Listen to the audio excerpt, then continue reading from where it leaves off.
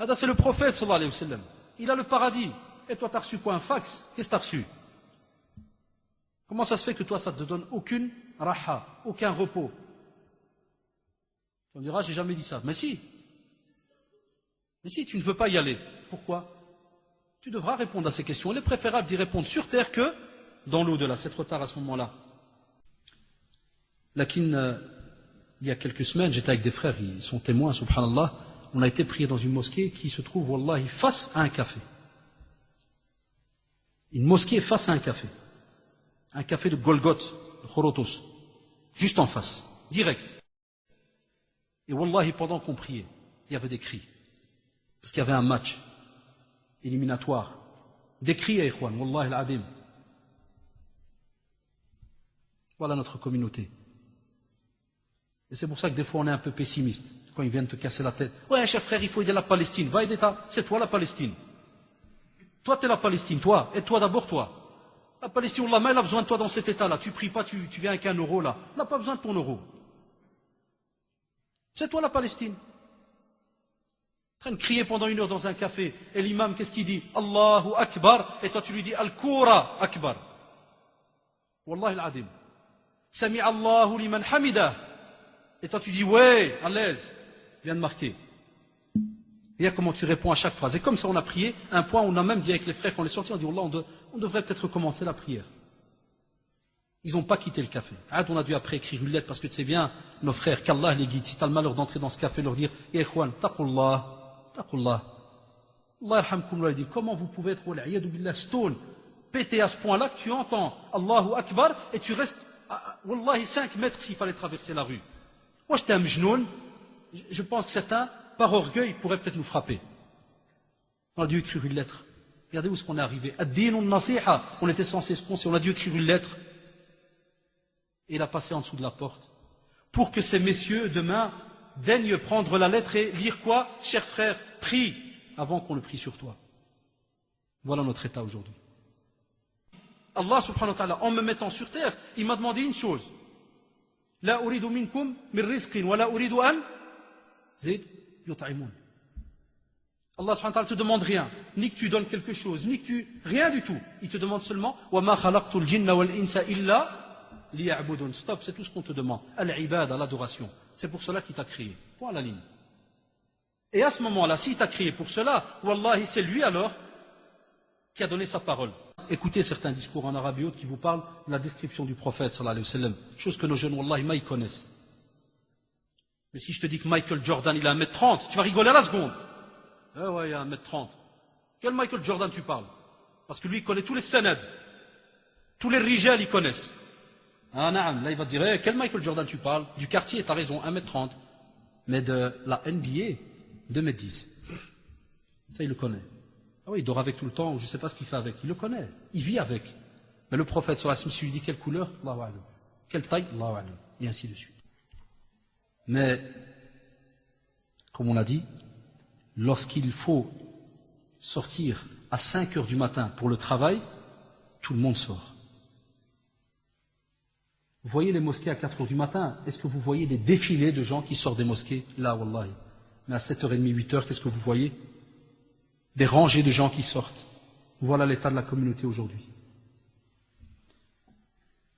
Alors comment voulez-vous, puisque on va vous dire, subhanallah, que même dans notre manière de parler, on n'arrive plus à montrer quelle est l'importance de la prière. Et un frère converti, wallahi, un collègue converti, miskin Allah salam, il m'a dit, quand je me suis converti, j'ai trouvé un truc bizarre chez vous les Maghrébins. Vous savez, c'est lequel? Et les convertis ressentent ça. Vous savez, c'est lequel? Et j'ai déjà vu ça de mes yeux. C'est quand tu as des fois un converti qui vient chez des Maghrébins, il va rentrer à la mosquée et il va prier. Vous savez ce qu'il disait des fois le Maghreba? Ah, qui sallé. Tu ouvres la remarque. Voyez autour de vous. Demandez autour de vous, vous allez voir. Ah, qui sallé. Comme pour dire, masha'Allah. Il fait quelque chose de nouveau, de spécial, il prie. Et le frère là, il me dit, subhanallah, il me dit, mais c'est tout à fait normal, je rentre dans l'islam, donc il y a combien de piliers dans l'islam? Il y en a 5. Après la shahada, qu'est-ce qu'il y a? La prière. Il me dit, c'est tout à fait normal, je dois prier. Pourquoi vous êtes étonnés comme ça? Et le Maghrébins, ils sont étonnés. Qui sallé? Fti le Belgique, qui sallé? T'as vu le belge là, il prie. C'est ça, Allahu Akbar. Ah, mashallah. Hasbunallah. Vous voyez qu'on est quand même des bizarres. Quiconque se détourne de mon rappel mènera certes une vie de gel. Surat Taha, verset 124. Et Wallahi al-Adim, c'est quasi le plus beau verset qui est donné à tous ceux qui vivent des problèmes sur terre. Mais pas n'importe lesquels. Parce qu'il y a ceux qui craignent Allah subhanahu wa ta'ala, qui prient, qui font tout leur possible, quand ils sont touchés par un problème, ils sont attachés à qui? À la fameuse tradition qui dit Ajaban li amril mu'min. C'est incroyable. La situation du croyant. Quand il est touché par quelque chose, il remercie. Qui est bien. Et quand il est touché par quelque chose qui est peut-être mauvaise pour lui, qu'est-ce qu'il fait? Il remercie aussi. Il fait les louanges à Allah subhanahu wa ta'ala. Et ça, tu n'as que pour le croyant. C'est tout. Que pour le croyant. Tu l'as pas pour quelqu'un d'autre. Abadan. Wallah, il n'y a que le croyant qui l'a. Mais l'autre, celui qui n'a aucun contact avec Allah subhanahu wa ta'ala, ceux qui vivent dans des problèmes journaliers, voilà pourquoi ce verset, c'est le plus beau verset, ils sont tous beaux. Mais par rapport aux problèmes que les gens vivent, voilà pourquoi on a délaissé le rappel. Et le rappel, comme disent certains savants, wallahi, que ça soit par rapport à la nourriture, que ça soit par rapport à la prière, que ça soit par rapport au rappel, dhikri, ils ont mis ça dans tous ces chapitres-là.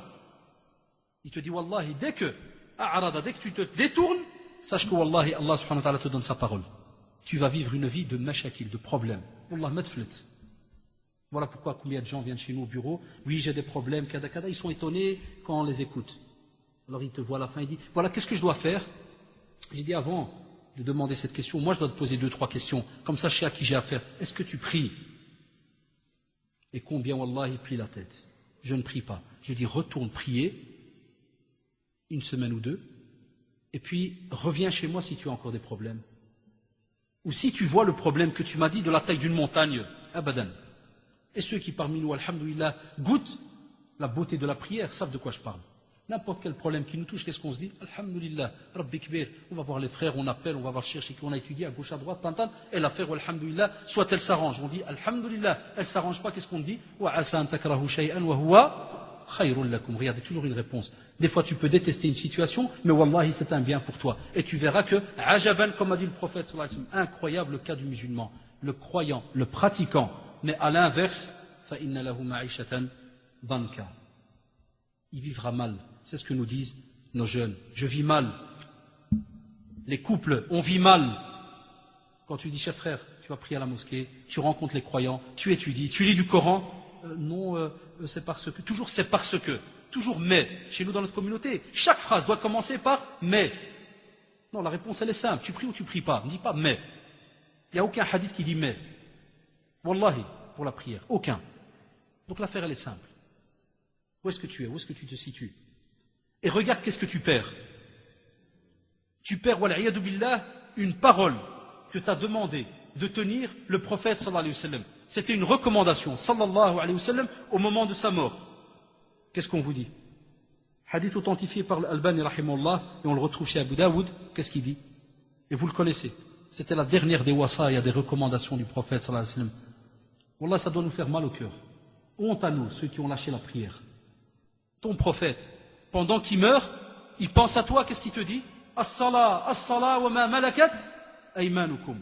Hada le prophète. Ton prophète. Hasbunallah, il est en train de mourir. Il pourrait penser à autre chose. Sallallahu alayhi wa sallam, là, il pense à votre bien, parce qu'il a été envoyé pour vous, pour l'humanité. Et il te dit la prière, et tout ce qu'on a sous notre responsabilité. La prière. Et toi, qu'est-ce que tu lui dis? Non, je travaille. Wallahi, si le prophète était en face de nous, on oserait répondre à cette question, on oserait répondre, je travaille.